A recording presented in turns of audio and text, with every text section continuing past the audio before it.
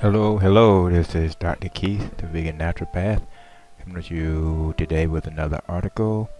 This article is from Marcola.com and it is entitled Natural Secrets to Help You Get a Sound Night's Sleep. And it's a pretty good article. Dr. Marcola starts off by talking about the importance for sleep.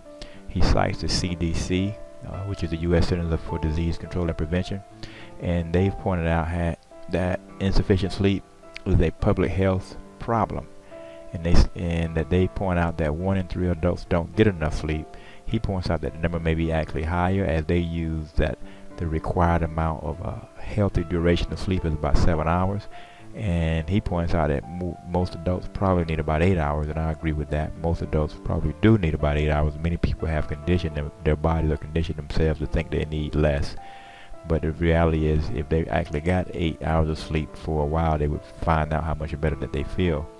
He also points out in the article that if you don't get enough sleep, your risk of chronic conditions like diabetes, heart disease, high blood pressure, and cancer actually increases. And he points out, of course, that lack of sleep also raises your risk of stroke, obesity, as well as problems with mental health. So sleep indeed is very important. He goes on to talk about supplementation. For those who may need it, in melatonin.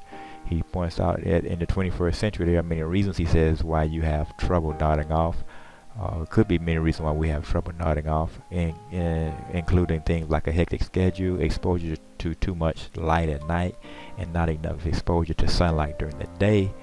The end result, he points out in the article, throws off our circadian rhythm, which is your body's internal clock or sleep-wake cycle. And as a result, your circadian rhythm can be thrown completely out of whack. He says, moreover, oftentimes making changes to your sleep hygiene routine and lifestyle, such as exercising more and avoiding exposure to blue light at night, can significantly improve your sleep.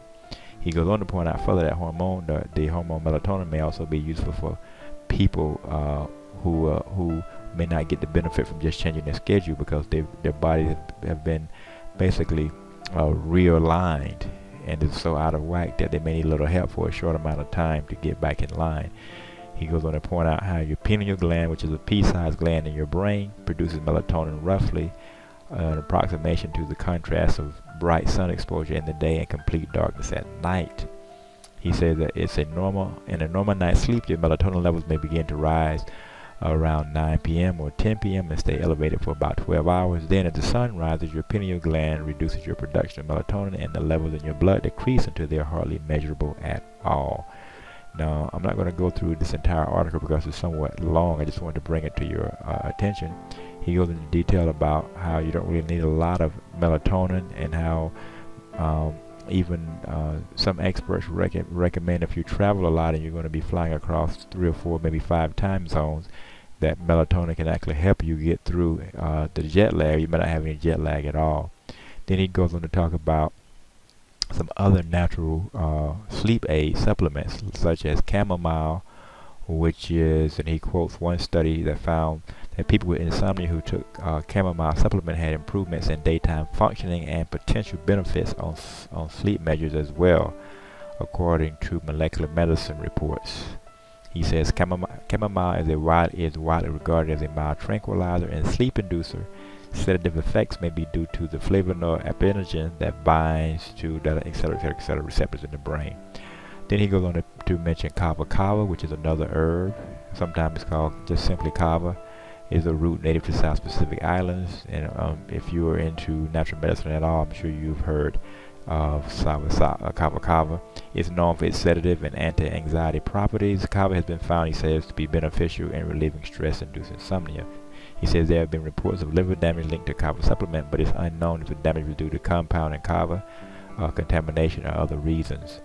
Again, most of the time, most herbs like this are very, very don't cause negative side effects unless you are taking supplements in significant amounts, which is almost impossible to do for many of these herbs. So normally when they say that there's something like liver damage, you have to look into it. It's very unlikely that it was the herb itself. And next he points out valerian, which is again is a natural sedative herb that works by increasing levels of GABA in the brain. And then he talks about 5-HTP, GABA. These are other hormones that occur naturally in the body. I'm not going to go into the detail. You can read it at morcola.com. Pretty good article, actually. It's called Natural Secrets to Help You Get a Sound Night's Sleep. This is Dr. Keith Henry, the Vegan Naturopath. Thank you for listening to the quick wellness news nugget. Remember to subscribe to the YouTube channel and recommend it to your friends. Have a good day.